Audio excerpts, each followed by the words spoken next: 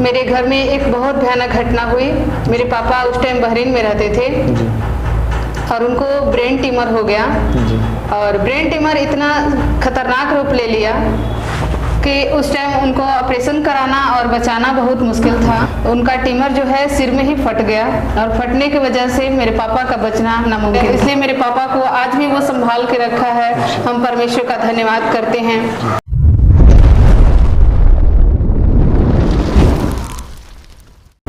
आप सबको जय मसीह की। प्रभु आप सबको आशीष दे। और मैं सुशील ब्रदर आप सबके बीच में एक और गवाही के साथ हम उपस्थित हो गए और हमारे बीच में एक बहन है और उनकी गवाही को हम लोग सुनेंगे कि कैसे परमेश्वर प्रभु यीशु मसीह उनको चुना, इनके जीवन में क्या किया। तो आज हमारे बीच में है और सबसे पहले इस बहन का मैं स्वागत करता हूँ। बहन अपनी गवाही को बताए कि कैसे परमेश्वर आपको चुना और क्या हुआ आप लोग के जीवन में कि परमेश्वर के पास आप लोग आए। सबको जय मसीह। मैं परमेश्वर का धन्यवाद करती हूँ। बीते समय की बात है 2011 में मेरे घर में एक बहुत भयानक घटना हुई। मेरे पापा उस टाइम बहरीन में रहते थे और उनको ब्रेन ट्यूमर हो गया और ब्रेन ट्यूमर इतना खतरनाक रूप ले लिया कि उस टाइम उनको ऑपरेशन कराना और बचाना बहुत मुश्किल था। उनका ट्यूमर जो है सिर में ही फट गया और फटने की वजह से मेरे पापा का बचना नामुमकिन था।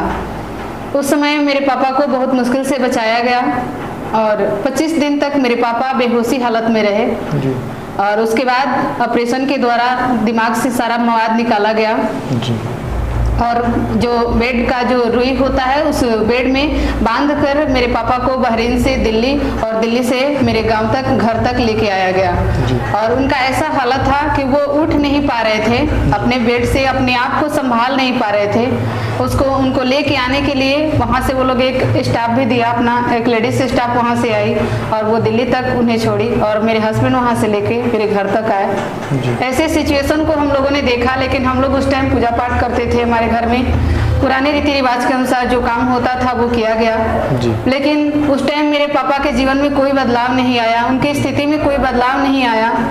तब हम लोगों को एक बगल के भाभी हैं, उन्होंने प्रभु यीशु मसीह के बारे में बताया और हम लोग उस टाइम विश्वास किए और विश्वास करके यही मांगे कि अगर परमेश्वर सचमुच तो जीवित है तो हमारे जीवन में, हमारे परिवार में हमारे पापा को उठाकर खड़ा करेगा। क्या बताइए आपकी भाभी की उसके ऊपर आप विश्वास किए? वो ये बताए कि प्रभु यीशु मसीह पर विश्वास कीजिए और प्रभु यीशु मसीह मरे हुए लोगों को जीवित करते हैं। आपके पापा तो फिलहाल सांस चल रही है, बाकी कोई भी अंग काम नहीं कर रहा था। परमेश्वर का धन्यवाद है।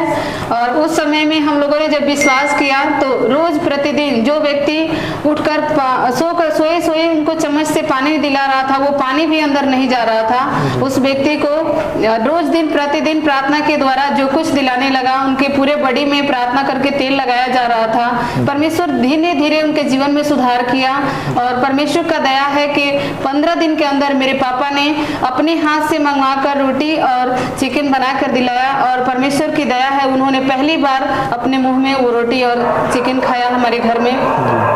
परमेश्वर का अनुग्रह है। धीरे धीरे पापा उठकर खड़े हुए और उठकर खड़े होने के बाद आज 11वां साल है मेरे पापा आज हम लोगों के बीच हैं और सुरक्षित हैं। डॉक्टर ये बोला था कि 6 मंथ तक अगर बचेंगे भी तो जीवित पाए जाएंगे, लेकिन परमेश्वर सचमुच जिंदा मरे हुए लोगों में जीवन देने वाला है, इसलिए मेरे पापा को आज भी वो संभाल के रखा है।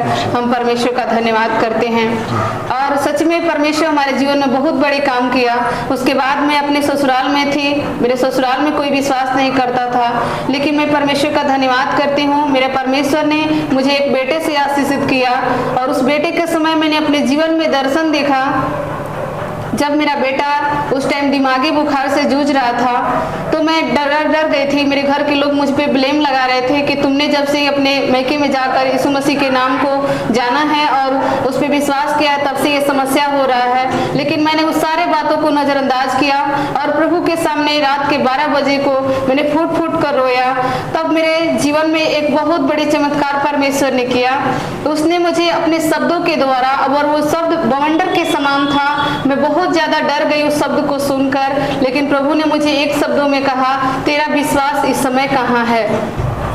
मैं वो शब्द सुनते ही परमेश्वर ने मुझे लगा जैसे हिम्मत दिया, और मेरे बेटे का दिमाग का जो बुखार है तुरंत उसी टाइम नहीं पता वो कहाँ चला गया, और मेरा बेटा आज भी इस चीजों से सुरक्षित है। मैं प्रभु का धन्यवाद करती हूँ। तो मेरे दोस्तों, आप लोगों ने देखा किस प्रकार से जो है इनके पापा का ब्रेन ट्यूमर हो गया था और इनके बेटे का बुखार हो गया था, और उसके कारण जो है ये लोग जो है कि प्रभु के पास आए और प्रभु इनके जीवन में बहुत बड़ा कार्य किया और उस ब्रेन ट्यूमर से जो है कि आज़ादी दी, और इनके पापा को बुखार से जो है कि इनके बेटे को बुखार से जो है कि आज़ादी दिया, और इसी कारण जो है कि परमेश्वर के पास आए। और ऐसे से बहुत सारे जो है कि आप लोग जो है कि गवाही को यूट्यूब पे देख सकते हैं।